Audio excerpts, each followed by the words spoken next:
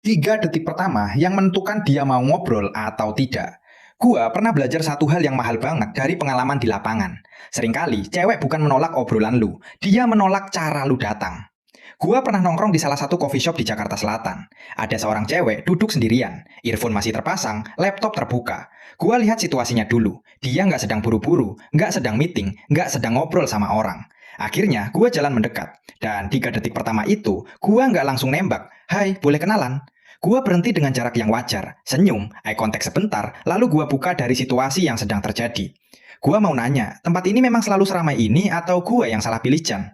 Dia melepas earphone. Kayaknya memang selalu ramai. Selesai, obrolan terbuka. Yang gua pelajari, 3 detik pertama bukan tentang seberapa keren kalimat lu. Itu tentang 3 hal. Cara lu datang, ekspresi lu, dan energi lu.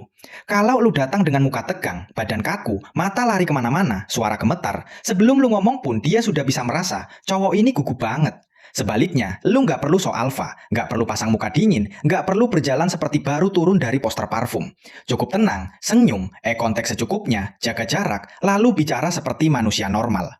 Dan ini kesalahan yang sering gue lihat dari member yang baru belajar. Mereka sibuk mencari kalimat sakti. Padahal kalau pembawaannya buruk, kalimat sebagus apapun terdengar seperti iklan pinjaman online.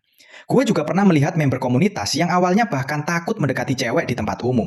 Setelah belajar dan latihan di Elite Room, dia mulai berani menerapkan pola sederhana ini. Baca situasi, datang dengan tenang, buka percakapan dari konteks, dan jangan memaksa ketika responsnya tidak terbuka. Hasilnya, dia mulai mendapatkan interaksi yang sebelumnya bahkan gak berani dia mulai. Dan buat gue, itu yang paling penting. Bukan soal berapa banyak nomor yang didapat, tapi perubahan dari cowok yang cuma berani membayangkan menjadi cowok yang berani bertindak dengan benar. Karena skill lapangan itu bukan bakat, itu kemampuan yang bisa dilatih.